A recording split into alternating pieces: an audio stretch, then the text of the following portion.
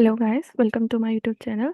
This is Sadhvi and हम Hindu law की जो सीरीज़ थी वो हमने शुरू की हुई थी। तो उसकी ये वीडियो है, उसी की वीडियो है ये। सो आज की इस वीडियो में जो टॉपिक हम लोग कवर करने वाले हैं वो है हमारा लेजिटिमेसी। लेजिटिमेसी किसकी? चिल्ड्रंस की, मतलब लीगल स्टेटस किसी भी चाइल्ड का जो बोर्न हुआ है या तो किसी वाइड मैरिज से या वाइडेबल मैरिज से। ठीक है, तो आज की वीडियो में हम यही टॉपिक कवर करने वाले। बहुत छोटी सी वीडियो होगी, ज़्यादा बड़ा ये टॉपिक नहीं है, जल्दी कवर हो जाएगा। So let's get started. सबसे पहले हम देखते हैं कि लेजिटिमेसी ऑफ अ चाइल्ड क्या होता है, क्या मतलब क्या होता है इसका। कि तो ये ना एक तरीके से वो स्टेटस होता है चाइल्ड का जो उसे बर्थ से मिलता है।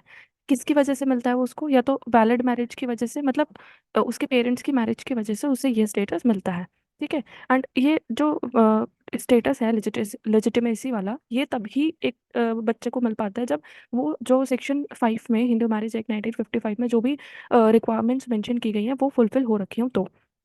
ठीक है। और इससे फ़र्क क्या पड़ता है, मतलब ये डिटरमाइन करता है बच्चे के राइट्स और ऑब्लिगेशंस को कि उसकी क्या क्या राइट्स होंगे, क्या ऑब्लिगेशंस होंगे, और कैसे उस बच्चे को सोसाइटी में देखा जाएगा। ये सब उस पे उसकी लेजिटिमेसी पे डिपेंड करता है। जैसे कि अब जैसे मान लो आप मतलब आपका नाम है तो आपके नाम के पीछे आपका फादर का नेम लगता है, तो ये एक तरीके से लेजिटिमेसी में ही आता है कि इट शोज आपका जो नाम है जिसमें आपके पापा का नाम लगा होता है आगे, वो शो करता है कि that you are the legitimate child of your father.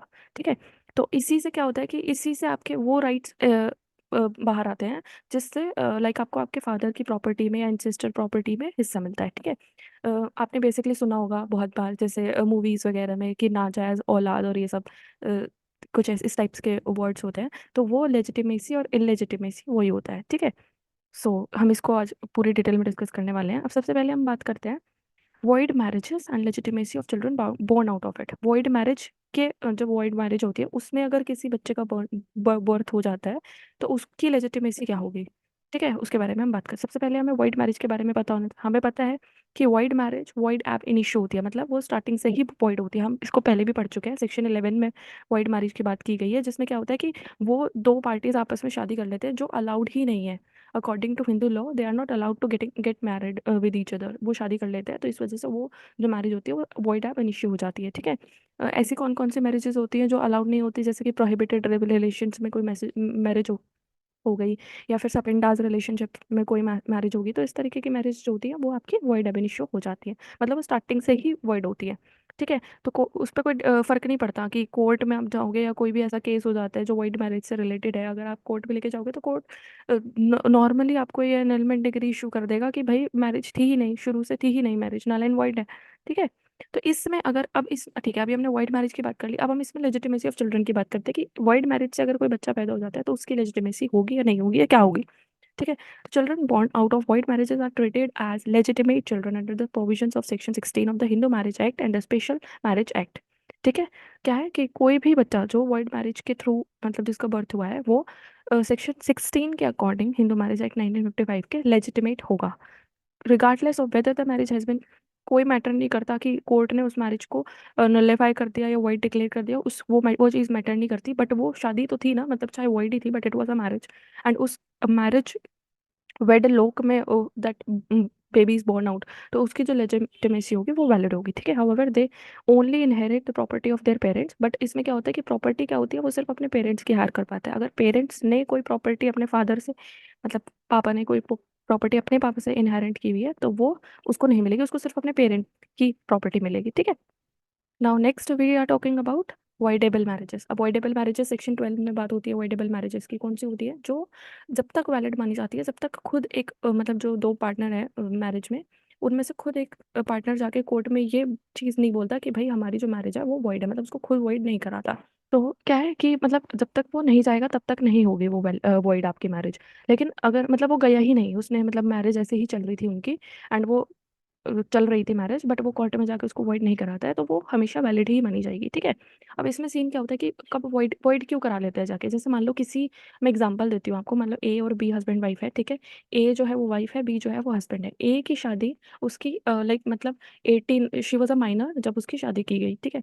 उस टाइम पे तो कर दी उसकी शादी, लेकिन जब वो after attaining the age of 18 she felt that कि भाई ये शादी वॉइड है, तो वो चाहे, अगर शी फील्स कि उसे वॉइड करानी है मैरिज, तो वो कोर्ट में जाके करा सकती है। अदरवाइज अगर वो नहीं चाहेगी तो वो मैरिज कंटिन्यू होती रहेगी एंड वो वैलिड मानी जाएगी जब तक वो नहीं खुद कराएंगे। ठीक है।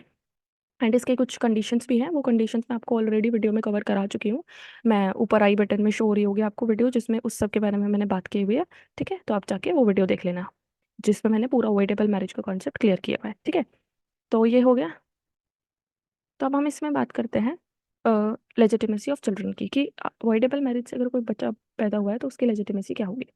तो according to Hindu Marriage Act 1955 and the Special Marriage Act, दोनों में जो लेजिटिमेसी है वो कैसे होती है कि फर्स्ट, मतलब ये फॉलोइंग सर्कमस्टांसेस है जैसे देखी जाएगी। ठीक है, सबसे पहली कंडीशंस होती है ना इसमें, जैसे मान लो चिल्ड्रन बोर्न और conceive before the order of nullity is issued would be considered legitimate. क्या है इसका मतलब कि मान लो अगर कोई ऐसे कोई दो पार्टनर्स थे, ठीक है, उनका बच्चा हो गया एंड कोर्ट में गए, बट अभी वो कोर्ट नहीं गए, मतलब कोर्ट में गए बट अभी कोर्ट ने कोई ऑर्डर नहीं दिया कि मैरिज जो है वो वॉइड होगी या नलिफाई करने का कोई ऐसा ऑर्डर नहीं दिया, उससे पहले अगर कोई बच्चा हो जाता है तो वो बच्चा क्या माना जाएगा आपका, legitimate, as though the decision had terminated the marriage rather than annulled it.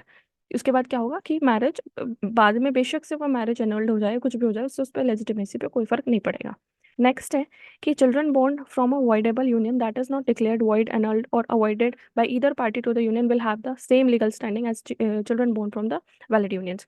हमें जैसे पता है कि अगर मान लो वो गए ही नहीं कोर्ट में, कोई ऐसा डिसीजन कुछ हुआ ही नहीं, तो वैलिड मैरिज जो है वो आपकी वैलिड है, तो जो बच्चे उस मैरिज से बोर्न होंगे वो भी वैलिड माने जाएंगे, लेजिटिमेट माने जाएंगे। ठीक है, नेक्स्ट लास्ट पॉइंट जो इसका है वो है कि children born out of voidable union that has been declared void, अगर वॉइड डिक्लेयर कर दिया है उसके बाद कोई बच्चा पैदा होता है तब भी वो लेजिटिमेट ही माने जाएंगे। बट क्या होगा कि जो but they could only inherit the possessions of their parents and no other people, they are not granted coplanar rights। क्या होता है कि बट उसको जो मतलब वही फिर पोजेशंस के राइट्स आ जाते हैं, प्रॉपर्टी के राइट्स डिपेंड करते हैं ना लेजिटिमेसी और लेजिटिमेसी पे। तो वो सब फिर वो अपने सिर्फ पेरेंट्स की पोजीशंस को हायर कर सकते हैं, किसी और की को नहीं कर सकते, उनको कॉपलेनर राइट्स नहीं मिलेंगे। ठीक है, सो दैट्स इट। आज की वीडियो में बस इतना ही था, तो बहुत छोटा सा टॉपिक था हमारा लेजिटिमेसी का। बेसिकली क्या होता है, लेजिटिमेसी मैटर इसलिए करती है क्योंकि उसके बेस पे आपके जो प्रॉपर्टी के हायरिंग राइट्स वगैरह हैं ये सब डिपेंड करते हैं। ठीक है, तो इसलिए हम ये टॉपिक पढ़ते हैं, ज़्यादा कुछ इस टॉपिक में है नहीं, बस आपको इतना याद रखना है कि 16 जो है वो लेजिटिमेसी ऑफ चिल्ड्रन के बारे में बात करता है, चाहे वो वॉइड हो चाहे वो वॉइडेबल हो। ठीक है, तो thank you guys and hope you like the video, and ऐसी सीरीज को कंटिन्यू करते रहेंगे, आगे आगे आपकी वीडियोस आती रहेंगी। Thank you.